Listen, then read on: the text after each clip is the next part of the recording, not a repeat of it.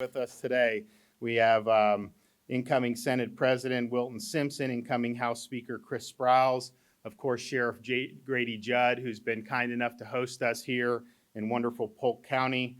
We also have Sheriff Bobby Schultz, who's the president of the Florida Sheriff's Association, Chief Jeff Pearson, Satellite Beach Police Department and president of the Florida Police Chiefs Association. We also have Sheriff Bill Primel from Charlotte, Sheriff Paul Blackman from Highlands, Sheriff Chris Noco from Pasco, Sheriff Billy Woods from Marion. I think we have other sheriffs too. What's that? Yeah. Hernando, great, awesome.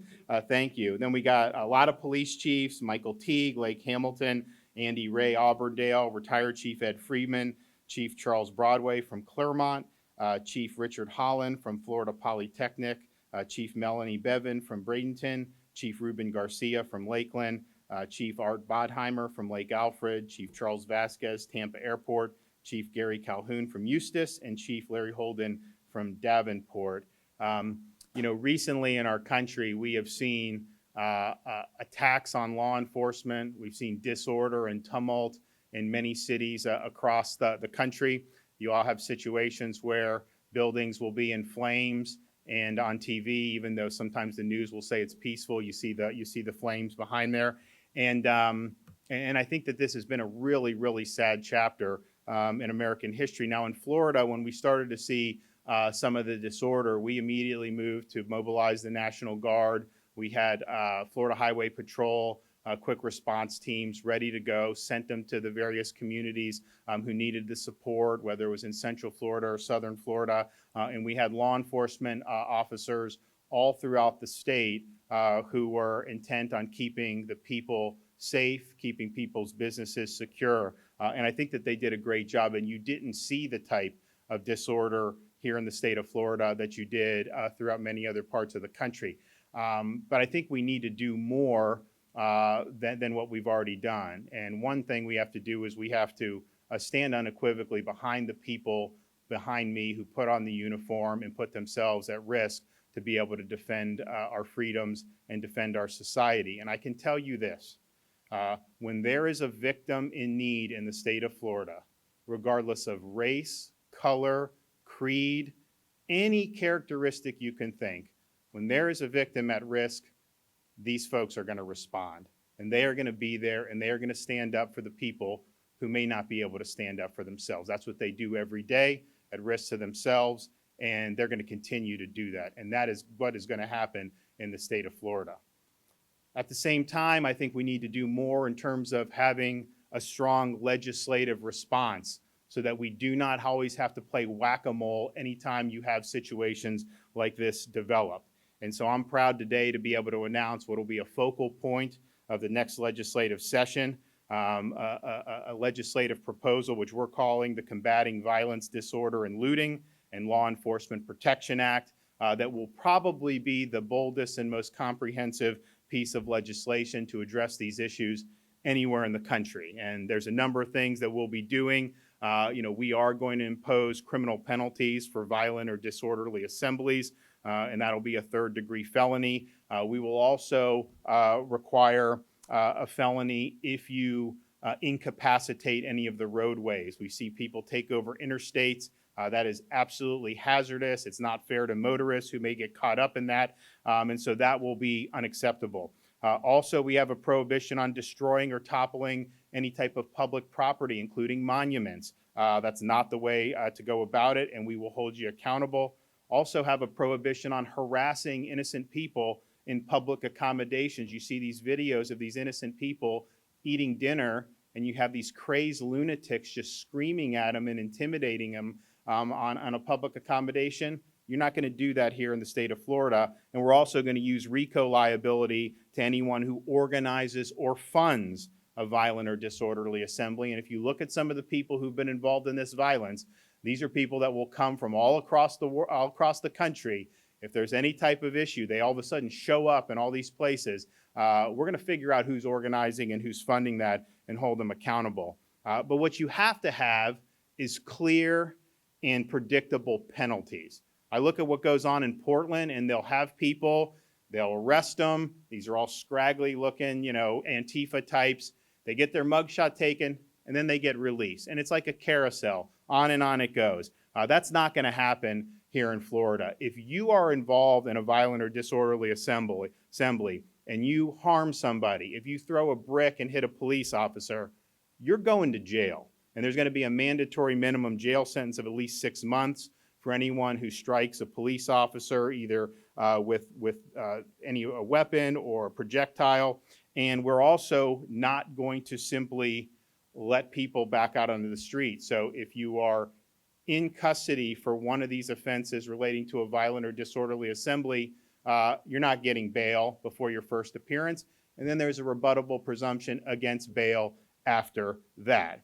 We also have offense enhancements. And so if you do throw an object during a violent or disorderly assembly, that will be an enhanced penalty, as well as assault or battery of a law enforcement officer during one of these violent or disorderly assemblies. And if you are from another state and you come to participate in one of these violent or disorderly assemblies, you're going to have extra penalties imposed on you as well. But that's not enough. We have to understand that there's more that needs to be done. So we have a number of initiatives designed to protect citizens and taxpayers. One, we are not going to permit localities to defund the police. If you defund the police, then the state is going to defund any grant or aids coming to you. And that applies to any municipality or local government throughout the state of Florida.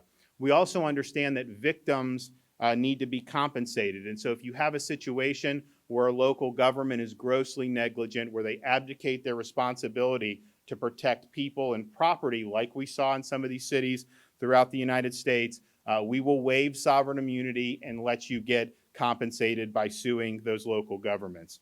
You also will not be eligible for state benefits or employment if you get convicted of participating in a violent or disorderly assembly. And we believe that that's something that makes sense from a taxpayer perspective. So this is a very robust package. I think what it's saying is we are not going to let Florida go down the road that some of these other places have gone. And if you can do this and get away with it, then you're going to have more people do it. If you do it and you know that there's going to be a ton of bricks rained down on you, then I think that people will think twice about engaging in this type of conduct. And ultimately, safe communities are the foundation of everything else that we care about as Floridians. Having good schools. Well, if you don't have a safe community, you probably aren't going to have good schools.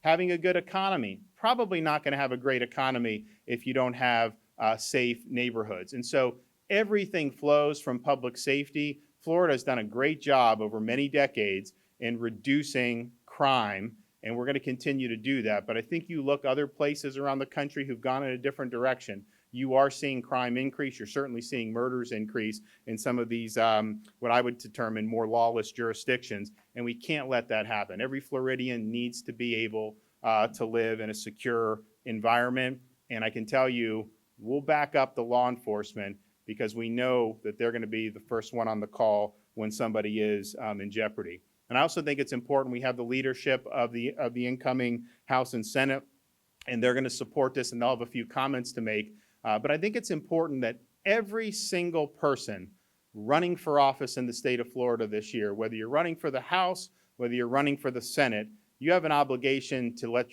the voters know where you stand on this bill. Are you going to stand with victims? Are you going to stand with law enforcement? Are you going to stand with law and order and safe communities? Or are you going to stand with the mob? That's the choice that each person running for office is going to have to make. I know where I stand, and I know where the leaders of our legislature stand, so it's an honor for me to be able to introduce. They'll both come up and say a few words, so we'll first introduce the incoming Senate President, Wilton Simpson.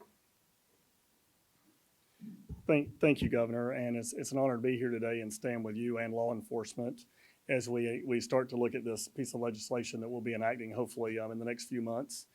And our law enforcement officers put their lives on the line every day to keep us safe. As a past chairman of our Economic Development Council, when large businesses are looking to move into a state or a local municipality, one of the first things they ask, it's always in the top three, is do you have a SWAT team on your law enforcement? How prepared is your law enforcement? And so it's a high priority of business to make sure that you have a safe community. But if you are at your home and someone's breaking into it, if you're in a business and someone is looting, burning down your business, you're going to call law enforcement. And they deserve our backing to the full extent of the law. We're looking forward to making sure this becomes law, making sure that we're standing with law enforcement, having the tools they need to do their job with. And as part of the legislature, I look forward to making sure that we have the right funding to make sure that our law enforcement feels like they have the tools they need to do their jobs with. So thank you all for coming out here today, and thank you, Governor and Speaker DeSantis. Thank you. Thank you, President Desiree Simpson and Governor DeSantis. You know, this is a unique day. And it's a unique day because here in the state of Florida today, you have the governor, you have the incoming Senate president, and many men and women here in law enforcement from across the state who are making it very clear that our #1 priority in government in the state of Florida is to protect people's lives, their communities, their neighborhoods, and their property. And Governor, I commend you. You know, as the son of a police officer, as a former prosecutor, there is no governor in the state of Florida who has been more bold in defending the rule of law and defending police officers in our community than Governor DeSantis. And Governor mentioned, you know, all these other states. Look around. Look at New York, Chicago, Los Angeles, Portland, the CHOP zone. Look at how there is lawlessness in these communities. Look how New York and LA have cut $500 million+ from their law enforcement officers. The downtown Manhattan looks more like an illustration of Gotham City than it does the heartbeat of America's financial sector. And yet, the elected officials in those states, the elected officials in those communities have abdicated their #1 responsibility to empower their law enforcement officers to defend their neighbors. The #1 responsibility of government. And what Governor DeSantis has rolled out here today makes it very clear that we will not be culpable in the same kind of negligence in our state, that we will stand behind law enforcement, that we will stand behind neighborhoods, and we will make it clear that no matter what happens, we will not become those states. We won't tolerate 20% rise in violent crime rates in our state because we're going to empower our law enforcement officers to do their job. And for that, I'm eternally grateful, Governor. Thank you. Great. Sheriff Judd? Thank you, Governor. And for everyone across the United States today, this is what leadership looks like. So I asked the other states, where's your governor? Where's your Speaker of the House? Where's your President of the Senate? Why aren't they standing together? This is remarkable. This is a state where you want to come on vacation. This is a state where you want to grow your business. And this is a state where you're safe. Because after all, if you're not safe, your children's not safe, and you don't feel safe, then you can't prosper. And in this state, there's a 49-year low crime rate. That doesn't just happen. It doesn't happen when you listen to a handful of people who think we ought to let criminals out of jail. I can tell you, folks, so that there's no misunderstanding today, this is a peaceful protest. This is a riot. We can tell the difference. The governor can tell the difference. Our law enforcement officers can tell the difference.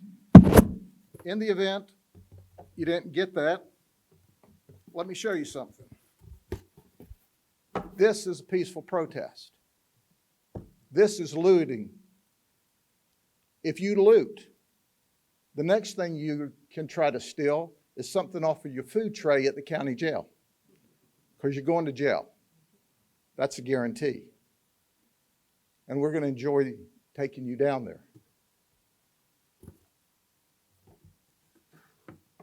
Some people are slow learners. This is peaceful protest. This is violence. It's not acceptable. I truly believe in our God-given right and our constitutional right to speak openly and freely, to address our government. That's important. We listen every day.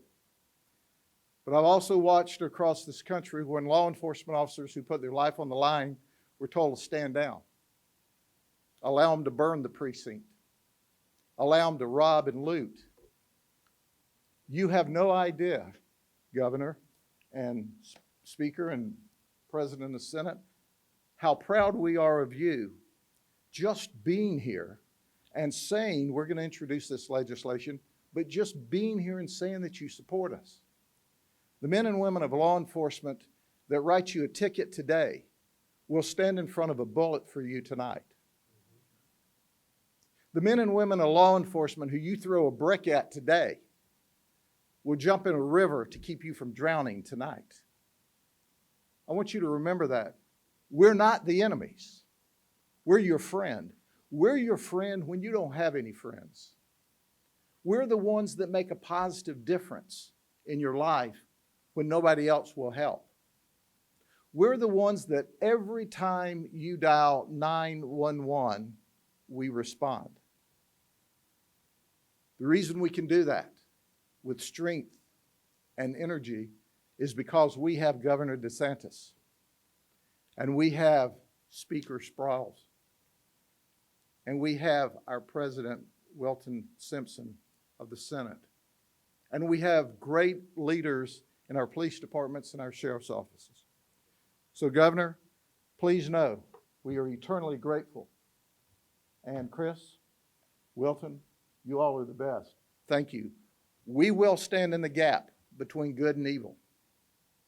Make no mistake about it. Everyone in this county, everyone in this state, and everyone in this nation deserves to be safe and secure. And they are in Florida because this is real leadership. Well, thank you, Sheriff. We're also going to hear from Sheriff Bobby Schultz, President of the Florida Sheriff's Association. Governor, it is an honor to be here today with you, and because without law and order, you can't have the freedoms that we have. It's impossible. As Sheriff Judge said, there's lots of things in our country that we have that can only come through safety. So I'm very thankful to be here today. I look forward to the upcoming year, that this thing is a no-brainer. If you support law and order, and I hope that all of our legislators do, this should go unanimous. It should go by one of the quickest things that goes through our legislative session. I look forward to helping them. Anything that I can do to have their back, I will do it. And I'm very grateful for the men and women of law enforcement who put their lives on the line for no other reason, because it is the right thing to do. Again, Governor, thank you very much for your dedication. Yep. And then we have Chief Jeff Pearson, Satellite Beach Police Department, and the President of the Florida Police Chiefs Association. Thank you, Governor. On behalf of the Florida Police Chiefs Association and over 900 of the Florida's top law enforcement executives from across every region in the state, we want to thank Governor DeSantis for his strong leadership and dedication to maintaining public order and keeping the peace. The measures put forth today by Governor DeSantis are urgently needed to protect the lives and property of every Floridian. Peaceful protest is a defining hallmark of our society, and that member agencies of the Florida Police Chiefs Association are committed to protecting every citizen's right to peaceful protest. But violence is never the answer. Violent protests endanger lives and threaten the rights of every other citizen we are sworn to protect. Violent and disorderly assembly, destroying property, harassing and threatening citizens going about their business, attacking law enforcement, these are all unacceptable. And we applaud Governor DeSantis and our fellow leaders here for addressing these items head on. Thank you, Governor, for your unwavering support for Florida's law enforcement and for the rule of law. Thank you. Well, thank you, and I appreciate everyone's being here, support. You know, you look around the country, and I think it's pretty clear that morale is very low in many police, many police forces, sheriff's departments, and I'm not saying Florida has been completely impervious to some of what's gone on, but I got to think that morale is a lot better here because we have more people that stand up for the folks who are standing up for us. And so we're going to continue to do that. Certainly as governor, I know we have a legislature that's very supportive. And but this is something that if you look at what's gone on in some parts of our country, we just can't allow that to happen here. I think they all did a great job thus far, but I think these will be important tools to really be able to make sure that our communities stay safe. And with that, happy to take some questions. Don't know yet. I mean, a lot of this stuff is are more just substantive criminal offenses. You have some where we actually may save money. I mean, if a municipality actually defunds police, we're going to withhold, be able to withhold state funding for them. The victims' compensation will be lawsuits that are filed against local jurisdictions, and so that will come out of their kitty, and hopefully they don't do some of the things that was mentioned where these law enforcement were told to stand down and allow the rioting and allow the looting and allow the violence. I can tell you when we had issues in Florida, by and large, we had folks who took it very seriously at the local level. And I anticipate that continuing. But at the same time, I look at people like in Minneapolis who had businesses that they built their whole life, and all of a sudden it's just a pile of ash. And it was a pile of ash because the police were told not to defend it. And so that's a big problem. So I think that this is probably not going to require very much in terms of funding. Yes, ma'am.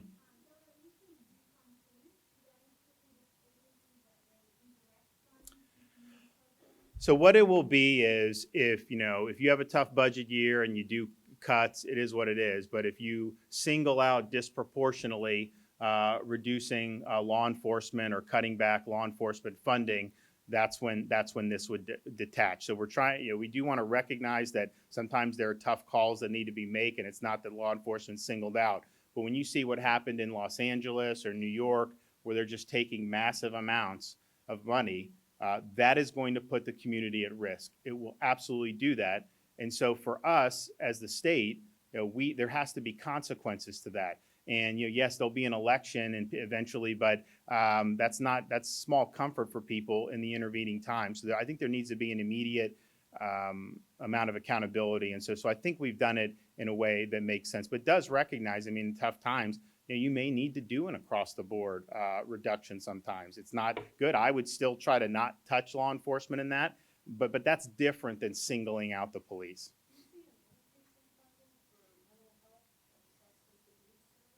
Well, we did that in this past budget. We had more money, particularly for schools for mental health, and so we think that that's important. I think if you look, and people, I think, have really not done a good job of focusing on, in terms of the pandemic, the fact that one virus is not the only health issue, and that this pandemic has exacerbated drug abuse, suicide, mental health, and so those were tough issues anyways. But I think that there was some progress being made, particularly on the opioids. I think that the last 6 or so months has kind of brought us back. And I think that's true across the country. And I think in Florida, we've been able to mitigate it because of our approach, recognize that. But it's going to continue to be an issue. So we're glad that we have that funding in for the schools. We did have drawn down more federal dollars. We anticipate that there will be more that will be able to be used for mental health.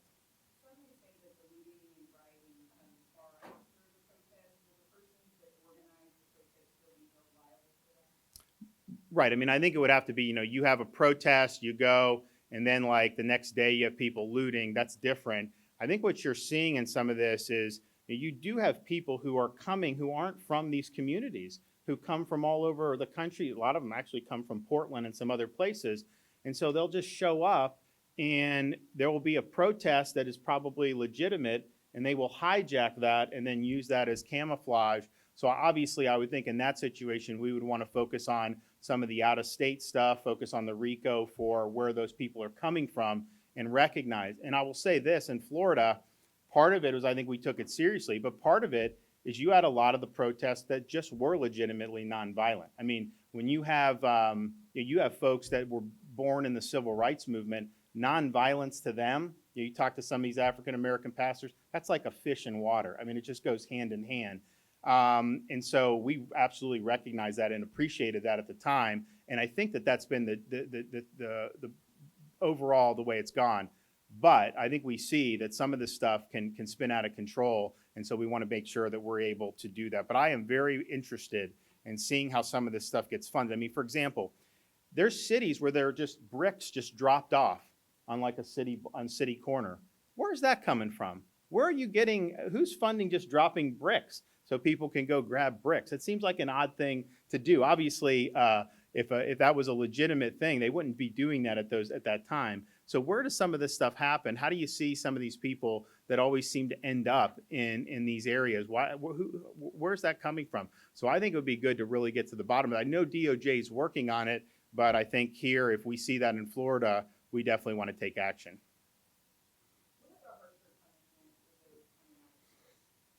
Well, it's going to be negotiated, but it's going to be an offense enhancement, and then likely have the a mandatory jail term attached to it, and we'll work with the legislature on that. But I think that that's something that's very, very important.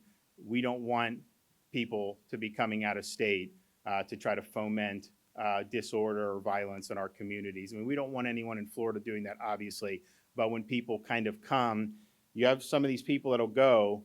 And I think what we're sending the signal is Florida's kind of off the table for you. It's not gonna end well for you here. Not that I want them to go to other places, but quite frankly, there's other places that aren't doing what they need to do to protect the public. And so we view that as very, very significant, and we will absolutely do all we can to be able to hold people accountable.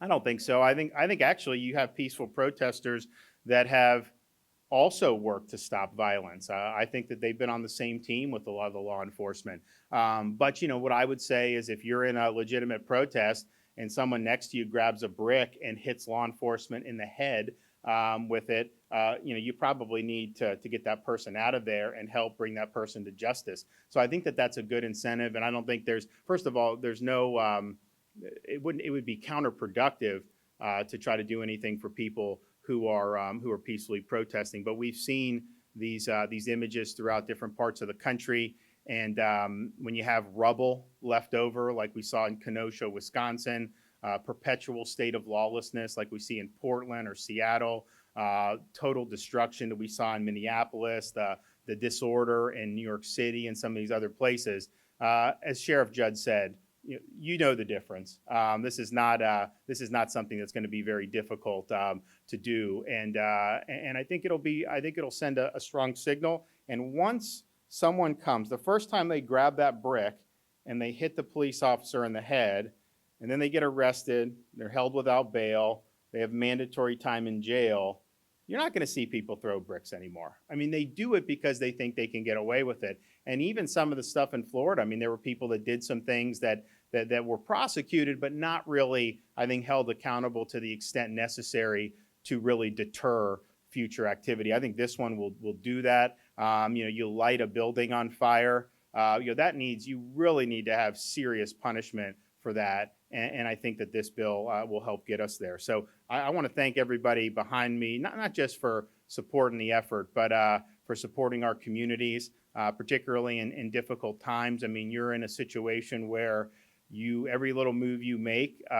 could be demagogued by folks, and there's been I think a climate that's been very negative. I mean, when you see what happened in Los Angeles with these police officers just sitting in the vehicle and see things like that happen, it's not an easy time to be in law enforcement.